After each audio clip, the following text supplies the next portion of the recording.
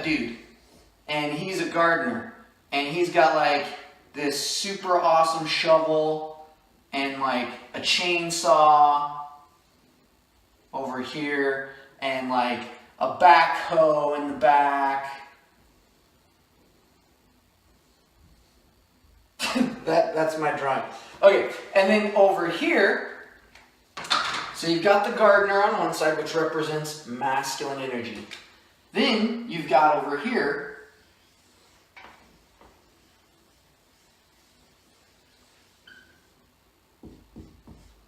the flower, which represents feminine energy. Now, there's always a balance between these.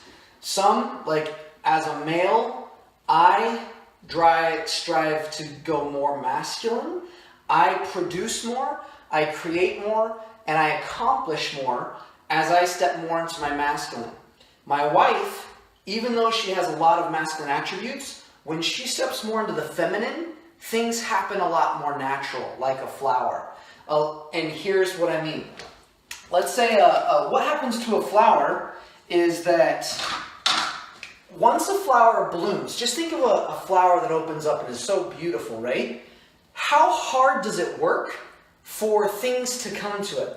Like you've got these little bee things that are flying, and like these butterflies, and like all these things come to the flower because of the power of attraction. Okay? So the flower blooms, boom, and everything comes to it effortlessly. It doesn't have to work very hard at all, other than bloom, right?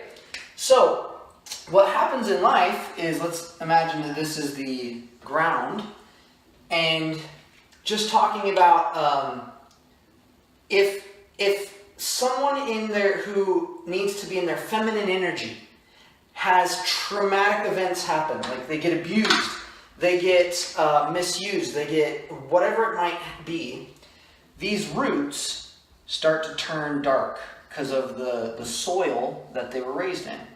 And if this is dark from your past, the flower uproots herself, boop, takes out the sword and shield. Now it's like sword and shield, and you got the sword, and you got the shield, and now she's like, I am going to go conquer things, because if I don't, I'm going to get hurt, I'm going to get junk put on me, and I have to defend myself. So she takes on a lot of masculine characteristics, the negative side of the masculine, and is no longer as happy as could be. And the petals close up to protect. So now she goes out and works super hard and like, oh, I'm going to go conquer the world. She gets stuff done. But at the end of the day, feels like something's missing. Something's not quite right. Like working too hard. Like it should be easier, but for some reason it feels like there's a lot of resistance. Making sense? So that happens in life. Now, same with the gardener.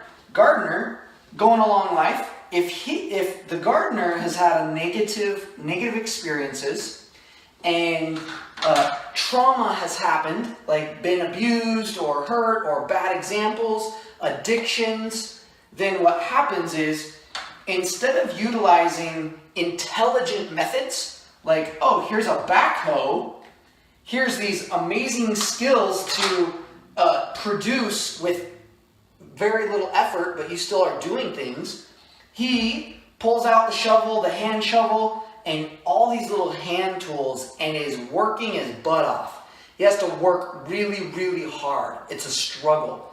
And he does that to hide all the emotions and pain that happen that cannot be expressed, because this masculine energy, feels like it cannot express, because expression and the ability to communicate is more of a feminine energy. So when he goes into the negative space, he doesn't take on the positive attributes of the masculine, and he doesn't take on the positive attributes of the feminine.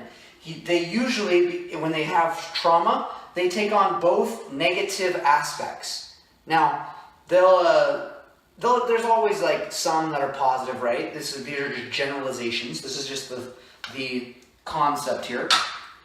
And so the problem is now, let's say Gardner and Flower get together, and she's all closed and fighting and defending. He's like weak and pathetic and not getting things done. So now they get together. Let's help each other. And it causes a lot of chaos and junk.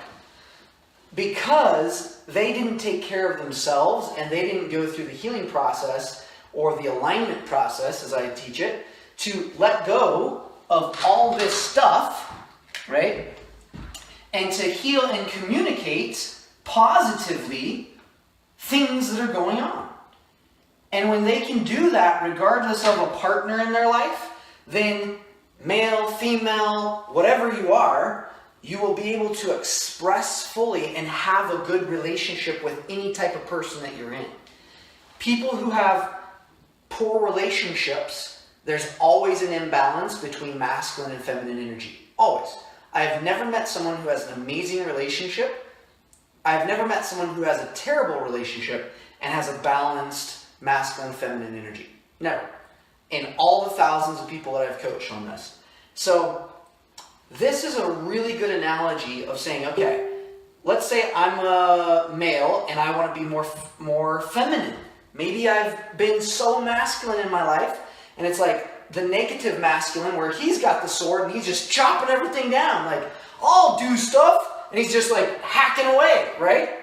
Then he would need to step into more of a positive attributes of masculine and embrace some positive attributes of feminine, which would be learning to nurture, learning to attract, learning to just be and exist instead of doing, right? If I was a female and I wanted to be more masculine, maybe my whole life I've been very feminine, but maybe I'm not actually getting things done. Maybe I'm just feeling okay in my life, like I'm communicating, but things are not actually happening. I'm not doing enough. Then I could step into the positive masculine role and say, okay, I'm going to go do these things. And after you step into this, you could go back into the feminine and take care of yourself, nurture, rest, be able to go back into this place of peace and harmony. Let's say I'm a female and I've been in the masculine role too much, like the sword and the shield, and I'm just like hacking away and I'm like, I'm productive and I can do anything. But then when I try to get with a partner and we can't connect, we can't communicate, it's because there's a blockage between the two. One has taken on too much of an extreme of masculine feminine energy. So the ability for a woman to say, hey, maybe I need to step into more feminine energy. And if she fears that, it's because of her negative definitions. She thinks, oh, feminine's weak. Feminine means I can't get things done. That's the definition, right? In my definition, feminine has a lot of power. Feminine energy is great. It's a way not to work very hard and create a lot of results. So I usually am in 60 to 75% masculine, and then anywhere from 40 to 30, 25% feminine. If I have been teaching and like drilling and just being super uber passionate, like very masculine oriented, I take a break and I go extreme feminine, where I will do a lot of things to nurture and to love and cry and express the emotions of feminine energy to help myself stay completely balanced. Okay, this is my analogy called the gardener and the flower, masculine, feminine energy. Now, what does this mean to you? What are you guys getting from this? Does this make any sense?